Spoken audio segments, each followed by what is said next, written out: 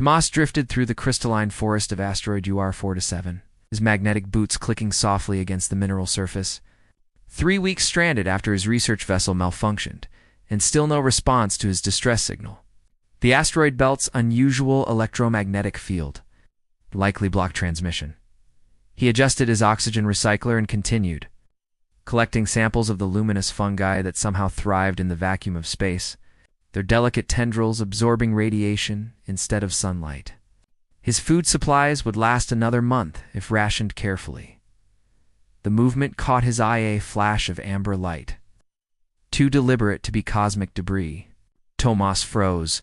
Something was watching him from behind a jutting crystal formation. "Hello?" His voice echoed oddly in his helmet. "I'm not a threat." Figure emerged slowly. Humanoid, but clearly alien, with skin that rippled with patterns of soft light, like liquid amber flowing beneath translucent membrane. Instead of hair, tendril-like appendages floated around its head, absorbing the distant starlight. Its three of them, ranged in a triangle, blinked asynchronously. Tomas's scientific training battled his instinctive fear. "Can you understand me?" The alien retreated slightly, its skin flaring brighter. A voice filled Tomas's helmet, though the creature's mouth didn't move. The translation matrix struggled, but finally rendered, "Consumer of flesh. Hunter, stay distant." "I'm a researcher," Tomas replied cautiously. "Studying this asteroid belt?" "Deception," came the response. "We know your kind. You devour other beings." Understanding dawned on Tomas. This species must be photosynthetic, horrified by creatures that ate others. "I eat plants and some animal protein," Tomas admitted, "but I don't hunt sentient beings." The alien's light patterns flickered rapidly, fear or disbelief, he couldn't tell. "You carry hunting tools." Tomas slowly displayed his sample collection equipment. "These are for research. I'm stranded here. My ship is damaged." The alien approached tentatively, its central eye widening. "You are trapped in the stars, like me?" This surprised Tomas. "You're stranded too?" "I am Vela," the alien said, the translation uncertain whether this was a name or a species designation. "Separated from my cluster during stellar migration, the radiation storm damaged my light chambers." When Tomas moved to retrieve his scanner, Vela flinched violently. "You will not consume me?" Vela asked. Tomas said softly, "I'm just trying to survive until rescue comes." Vela's tendrils waved gently, absorbing starlight. "Perhaps. We both survive better together." As night cycle approached and the temperature plummeted, Tomas realized this unexpected encounter might be his only hope for survival if he could convince Vela he wasn't a predator hunting his next meal. Light and shadow. The asteroid's 18-hour rotation brought scorching radiation during day and near absolute zero during night. Followed Vela through narrow crystal passages to a chamber protected from both extremes. "My temporary home," Vela explained, gesturing to a space lined with the bioluminescent fungi Tomas had been studying. The walls pulsed with gentle light, creating a surprisingly comfortable shelter. "It's beautiful," Tomas said. Honestly, skin dimmed slightly. "You find beauty in light?" "Of course. Don't you?" "Light is sustenance," Vela replied. "Beauty is different concept."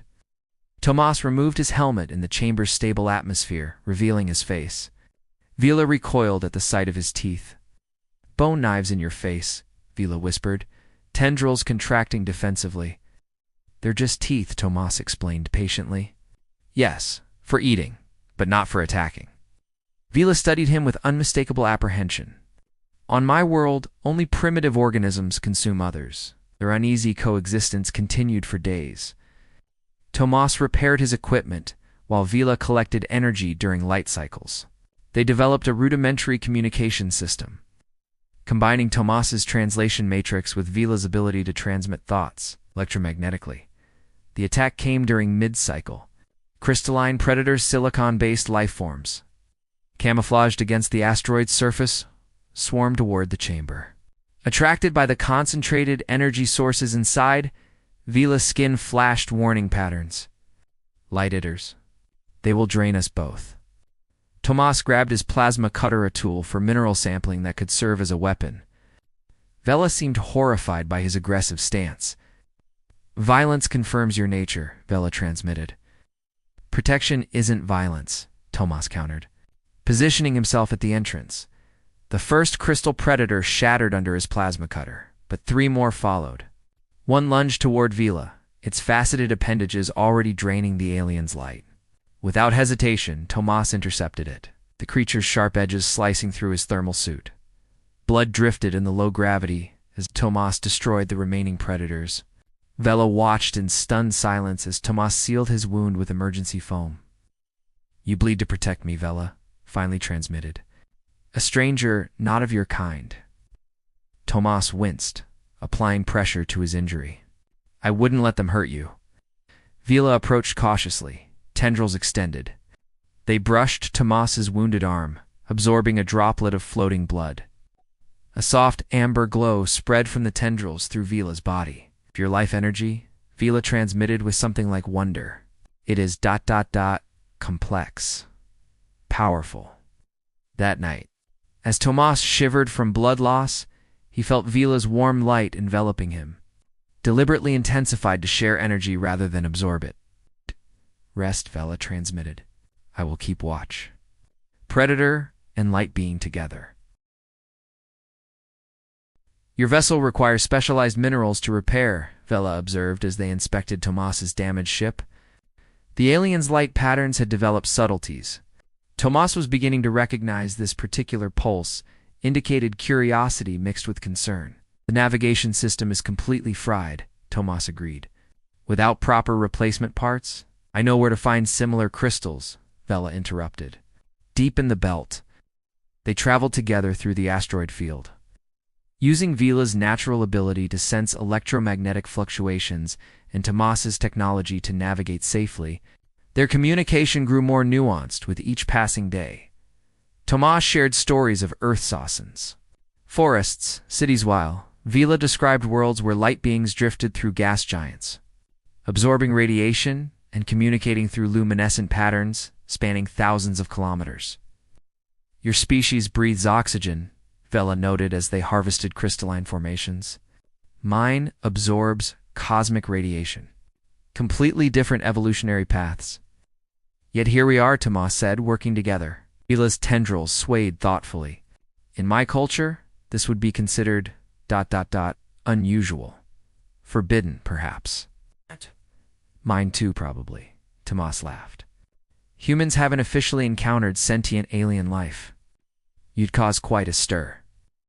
As they returned to the ship with their treasures, Vela suddenly extended a tendril toward Tomas's face. He remained still, heart racing, as the glowing appendage gently traced his features.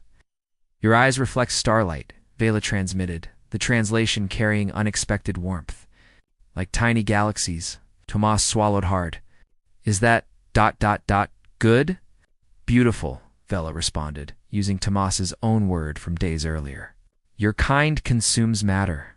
Mine consumes light. Yet both seek connection.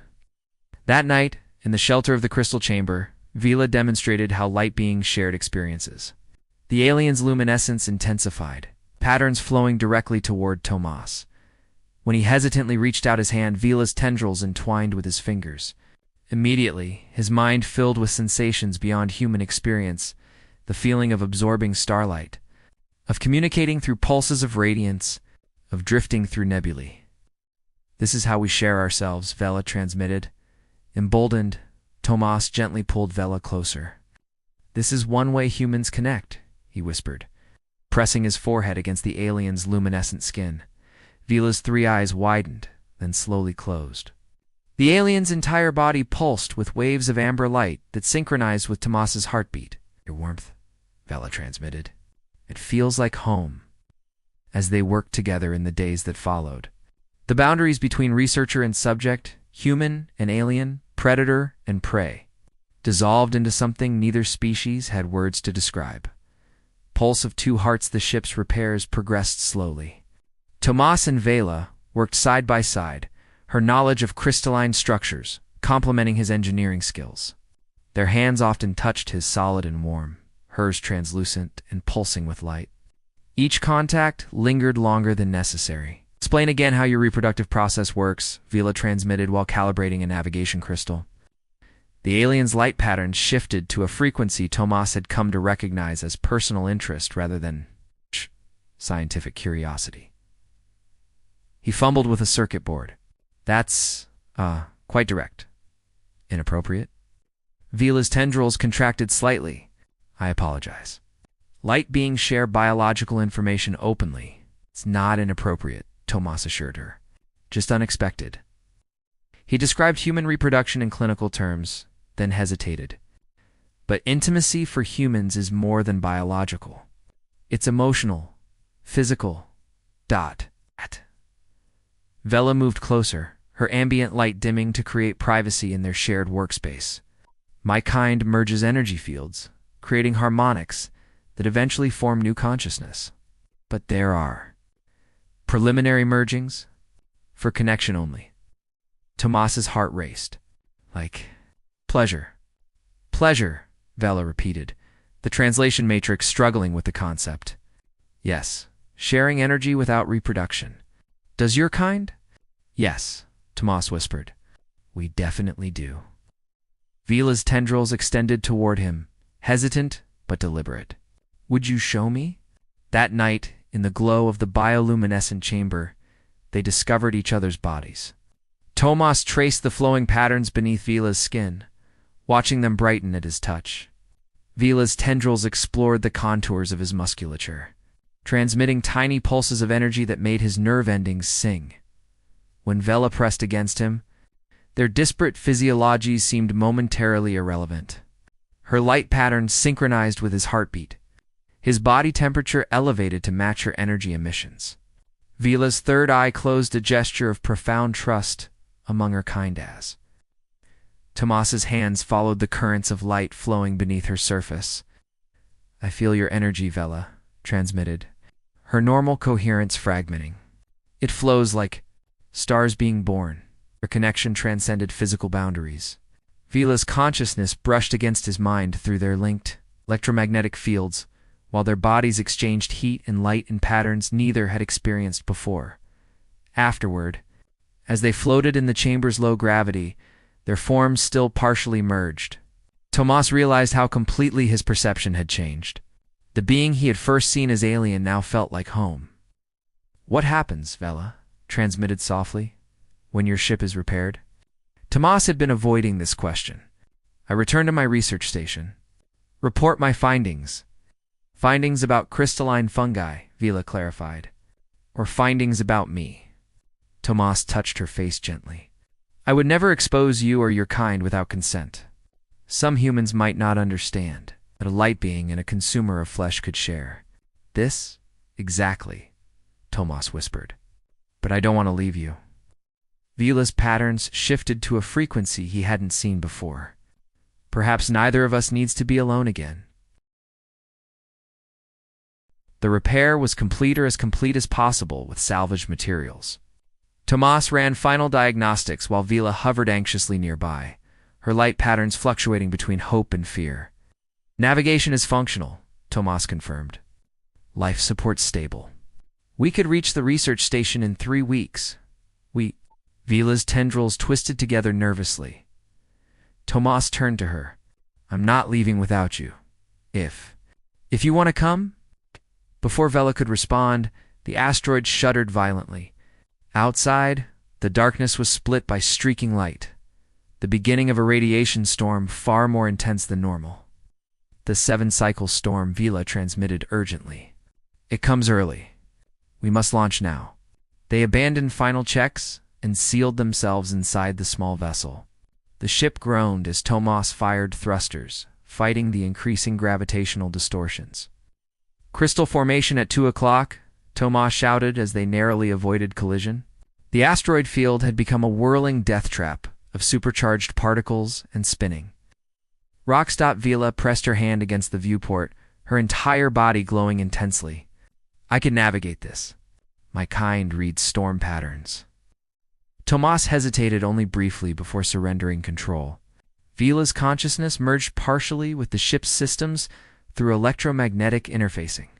Her light patterns shifted to match the storm's rhythm, anticipating each surge and flow. Now right. Accelerate. Following her guidance, they danced through impossible gaps between asteroids. Riding magnetic waves that should have torn the ship apart, Vila's body strained with effort, drawing dangerous levels of radiation through her system to protect the vessel. "Vila, you're overloading," Tomas warned, seeing her light patterns becoming erratic. "Must continue," she transmitted weakly. Almost through. With a final surge of power, they broke free of the asteroid field, but Vela collapsed, her luminescence fading to dangerous levels. Tomas gathered her in his arms, panic rising. "You absorbed too much radiation protecting us," he whispered. Vila's three eyes focused on him with difficulty. "Worth the risk." Desperate, Tomas remembered what she had told him about energy sharing. He carried her to the viewport, where starlight streamed in, then placed his hands directly against her core energy center. "Take what you need from me," he urged. "Like we shared before?" Their connection opened fully human warmth flowing into alien light. Vila's systems slowly stabilized as Tomas's body temperature dropped. They remained linked until both reached equilibrium, neither fully human nor fully light being in that moment. Hours later, as the research station appeared on scanners, they made their decision. Not the station, not yet.